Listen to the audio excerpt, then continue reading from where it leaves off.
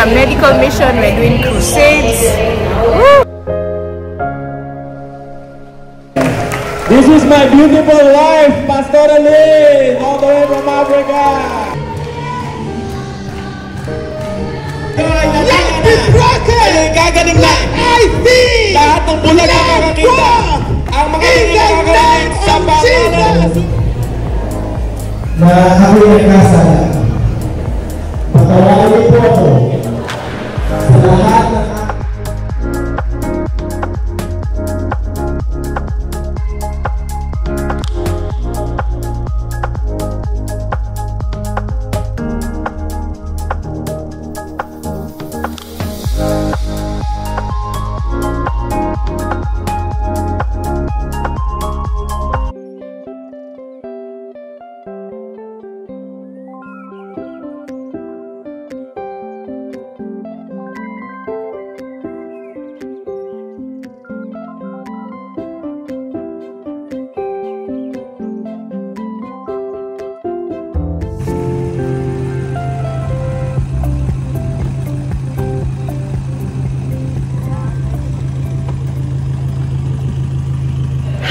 Welcome to our channel at We Are Ocampo, guys. We are on mission. Today is day one. We're heading out from our hotel to the airport straight to Bicol. Yes, guys, today I'm gonna meet the former Vice President Leni Robredo. Woo!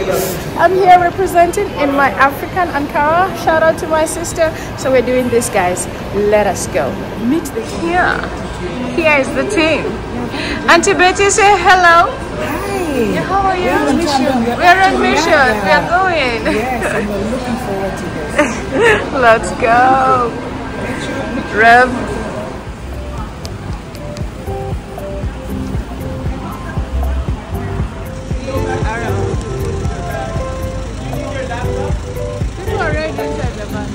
So we are all checked in.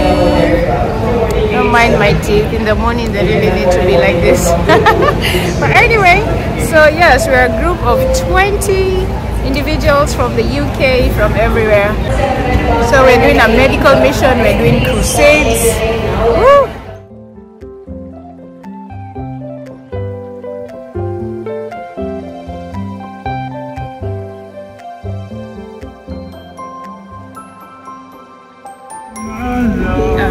Plane right now.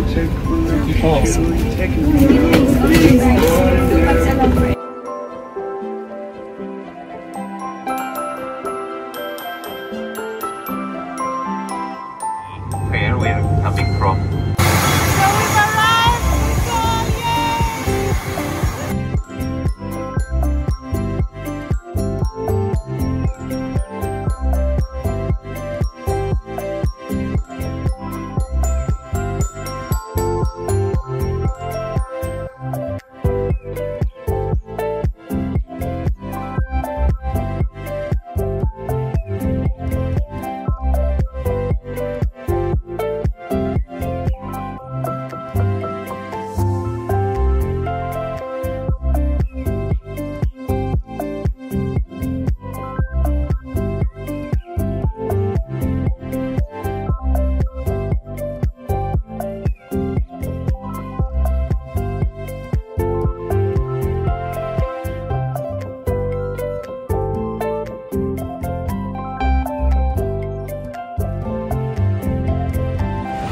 The volcano.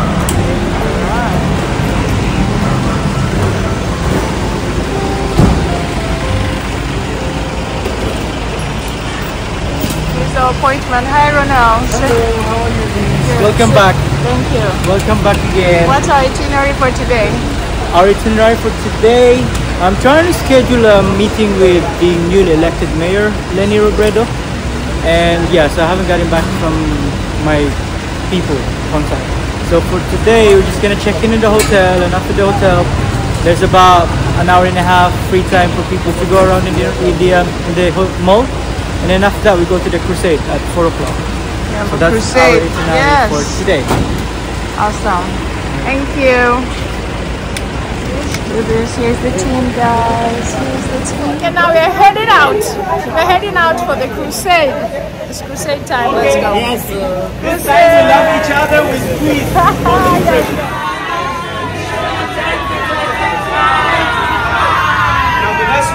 Jesus! Jesus!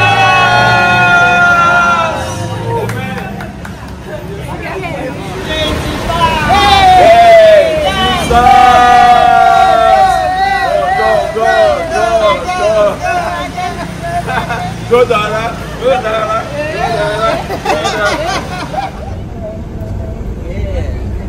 Mission.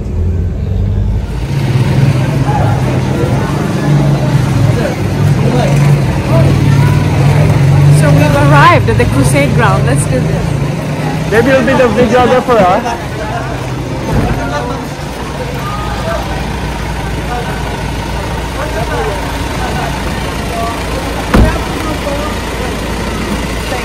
Welcome. Welcome. Oh, hello. Welcome back. Hello, welcome back. Welcome back. Pakita niyo po sa sila po.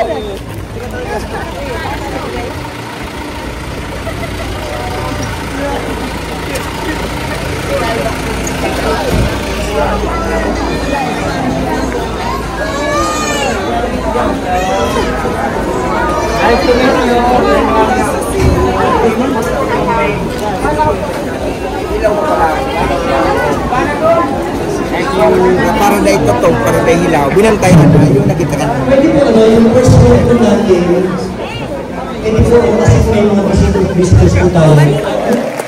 They are our partners and they have given of themselves. Sila ay talagang nandito upang sabi nila gusto namin makatulong sa bawat Pilipino. So, please kindly occupy all the seats. We are doing it by General William Street. General William Street. Sino nakakala dito sa sentro? General William Street. Alam mo ba kung saan ang General William Street? We're waiting. We want to sing a song. Gusto po namin kumanta. It's a worship song. We want to worship the Lord. Amen. But before that, we want to open with a word of prayer.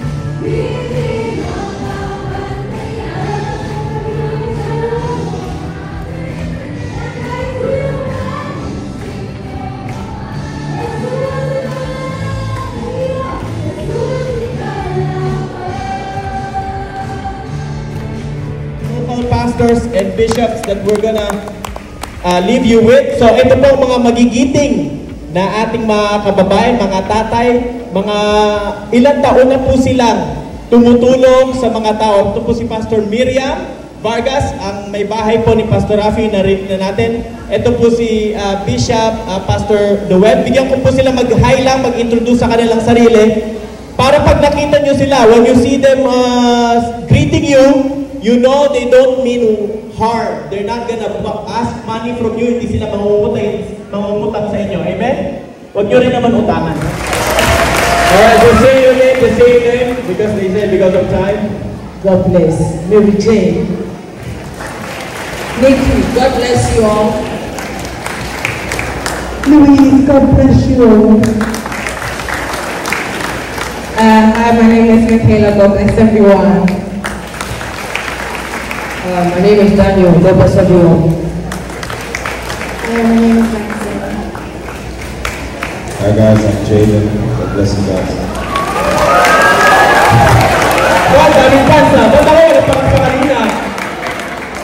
Hello, I'm Ronke. Nice to see you all again this year 2025. Jesus is the way, the truth, and life. Jesus lang ang daan, ang buhay at ang katotohanan. I'm Matthew. God bless you. Alright, thank you. We appreciate them as they make their way back to their seats. Thank you so much. We'll be left with Auntie. This side hasn't talked, but thank you so much. Palakpakan naman natin sila. But the rest, I want them to stay on so that they can hear the word. Pastor Liz, will stay here. Okay, Orel, you haven't spoken. Here, God bless you all. Pagpalain kayo. This is my beautiful wife, Pastor Liz, all the way from Africa. Maganda ba? Okay ba? Okay. Praise the Lord. Purihin ang Panginoon. Si asawa ko. Ako si Liz. Tiyaga dito, grabe, ha? Mahal ka ni Jesus. Amen. And now we want to welcome Auntie Betty, the director of Dora's Hands. Kamusta kayo? Diyos mabalos. Maraming salamat po. That's all I know. My name is Betty. This is our second time. Last year we were here.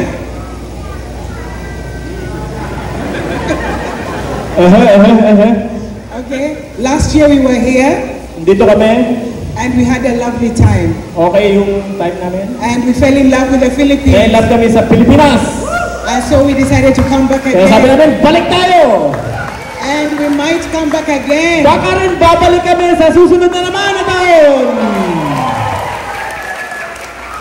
Some of you might be wondering, Yung ilan sa inyo, baka nagtataka, who is Dora? sino ba tong Dora?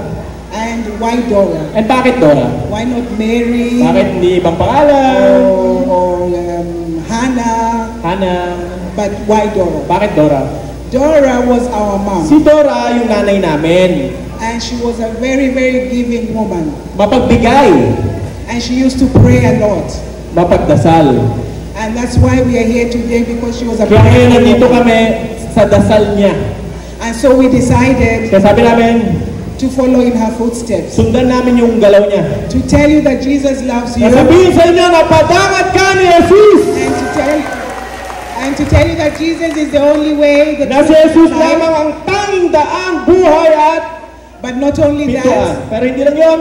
we want to look after the whole person. Gusto rin namin sa ibang larangan, tulungan din kayo. That's why we brought something Kaya small meron kaming maliit, kakonting mga dala para sa inyo. to share with you. Para mabahagi. And that's why we also have Kaya meron din kami, a medical mission in meron din kaming medical mission. Tabuco. Sa Tabuco naman yun. Yes, so thank you so much. So for maraming coming. salamat sa inyo. God bless you so much. Pagpalain ka na ng Diyos. But Jesus loves you most. Mahal na mahal kayo ni Jesus. Maraming salamat po. Thank you. And now we want to welcome Brother Sam. He's a pastor, but yeah. Good evening, everyone. Magandang hapon. I'm happy to be here. Kinagagala ko na narito ako. Are you happy to be here? Masaya ba kayo? I said, are you happy to be Masaya here? ba kayo rito? I want you to know this evening Alam ko that it's not an accident that you are na hindi here. aksidente na narito ka. I know we've come all the way from the UK Ang layo pa ng pinanggalingan namin to show God's love para to ipakita ang Doris, and pagmamahal ng Diyos sa iyo. but beyond that, Pero hindi lang yun. God has a plan for your May life. plano ang Diyos sa buhay mo. It's not an accident for you Hindi to be here. aksidente na narito ka ngayon. Tell somebody beside you, Sabi mo sa katabi mo, you're not here by accident. hindi aksidente. God brought you here Dinala ka ng Diyos ngayon to personally tell you para sabihin sa iyo mismo, and personally show you pakita sa iyo that He loves you. na mahal ka niya. It doesn't matter what you're going through. Kahit ano pang pinagdaraanan It mo, doesn't matter what life has shown you. kung ano mang mga problema mo sa buhay, It doesn't matter where you woke up from kung saan ka galing, or where you think you're going o to. kung saan ka papunta, God has a plan for may you. plano ang Diyos para sa iyo. And that plan is the love of God. At yung plano na yun, ang That pag-ibig is niya shown on the cross of na Calvary. pinakita niya sa krus ng Kalbaryo. That's why He came to die for you. Kaya siya nagpakamatay para sa iyo. We're not just talking about religion. Hindi ito reliyon. We're saying God loves you. Sabi namin dito, And He mahal ka ng wants to Diyos. be your At friend. gusto niya maging kaibigan mo. He wants to take care of you. Gusto niyang alagaan ka. He wants to bless you. Gusto kanyang pagpalain. That's all we've come to tell Yun you. lang ang gusto namin sabihin. That's all we've come to Yun show lang ang you. gagawin namin. The love of Ang God. pag-ibig ng Diyos. Jesus the same yesterday. Pareho siya kahapon, He's the same today. ngayon, It will be the same tomorrow. at kahit bukas. Remember, Alalahanin niyo, God has a plan for you. may plano ang Diyos para And sa do iyo. you know what? Alam mo ba? It's a good plan. Magandang plano yun. I said it's a good plan. Magandang plano yun. God bless you. Pagpalain kayo na Diyos. Amen. That is Pastor Sam. And now we want to welcome Evangelist Kingsley all the way from London, the UK. Hello, Naga! Hello, Naga! How are you? I want to let you know today that the kingdom of God is here. Andito ang kaharian ng Panginoon. We come in the name of Jesus. Pumarito kami sa pangalan ni Jesus. Therefore, no any forces of darkness are allowed to be here. Kaya walang kapangyarihan ng kadiliman ang pwedeng nandito. In the name of Jesus, Sa pangalan ni Jesus. every knee must bow. Lahat ng tuhod ay luluhod. Every tongue must Lahat confess ng dila ay magbibigkas that Jesus Christ is na si Lord. Jesus ang Panginoon. In the name of Jesus, Sa pangalan ni Jesus, those who are blind ang mga bulag will see today. makakakita. Those who are deaf Ang mga bingil will hear today. makakarinig. Those who are dumb, Ang mga bibe today. makakapagsalita. those who are lame, Ang mga will walk lumpo today. ay those who are makakapagsalita. dead, Ang mga patay will come back to parang life. mabuhay In the muli. name of Jesus. Sa pangalan ni Jesus. Therefore, Kaya naman, every sickness and disease bawat sakit bow in the name of Jesus. ay mapapawi sa pangalan Every ni Jesus. principality and power flee in the name of Jesus. Lahat ng mga kinakalagaan na Every witch and wizard lahat ng mga pass witchcraft fire in the name of Jesus. ay mapapawi sa pangalan ni In the Jesus. name of Jesus, Sa pangalan ni Jesus. we subdue, Kami ay we namamahala. destroy, Pinapawi and we kami. send fire At kami ay into the nagduduli kingdom of darkness. ng kaaway kadiliman. Therefore, in the name of Sa Jesus, pangalan ni Jesus. Ngayon, right now, ngayon mismo. in Jesus' Sa name, pangalan ni Jesus. amen. Amen. Palakpakan naman natin siya. And now we want to hear also from Sister Florence all the way to tell us what she has come to do.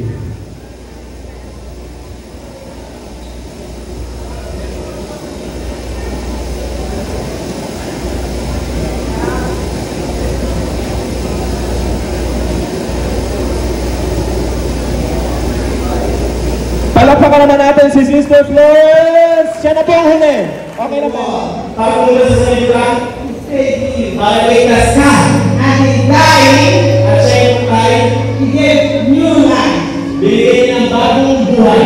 And when Jesus came, at nung buhay ko si Jesus, He did what God the Father asked Him to do. Ginawa niya kung saan niya ng Diyos Ama.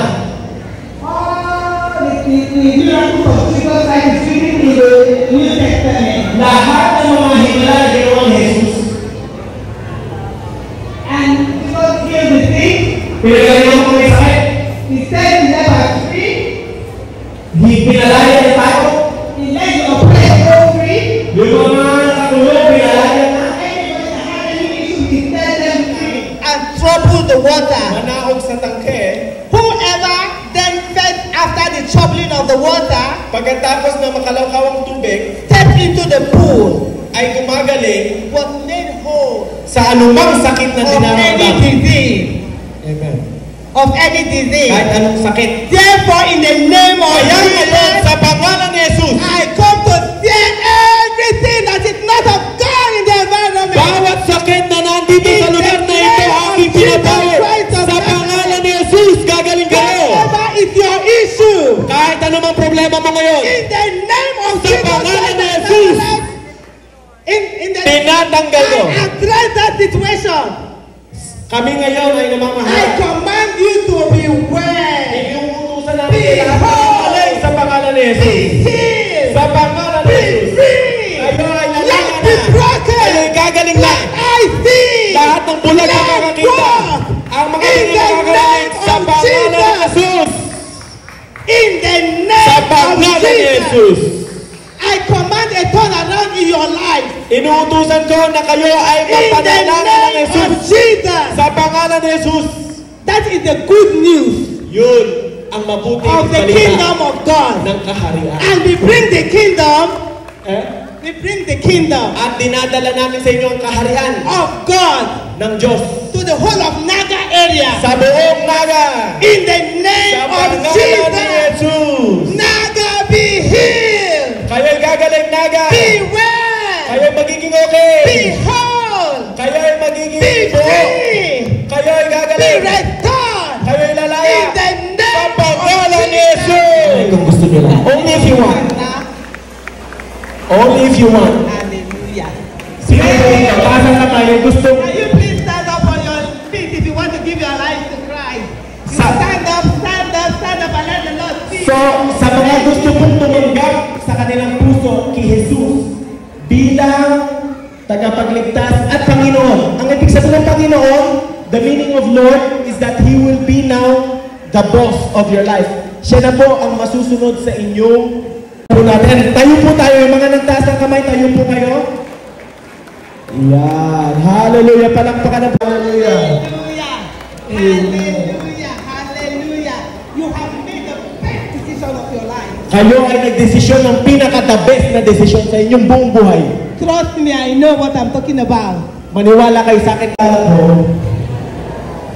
na ako'y nagkasala. Patawarin niyo po ako sa lahat ng aking mga nagawang kasalanan. Ako po'y naniniwala na kayo ay namatay sa krus ng Kalbaryo para pagbayaran ang lahat ng aking mga kasalanan. Lahat ng patakaran ng kaharian ay mapunta sa kanilang buhay. Na hindi pa rin. Na sila po ay manatili. Manatili.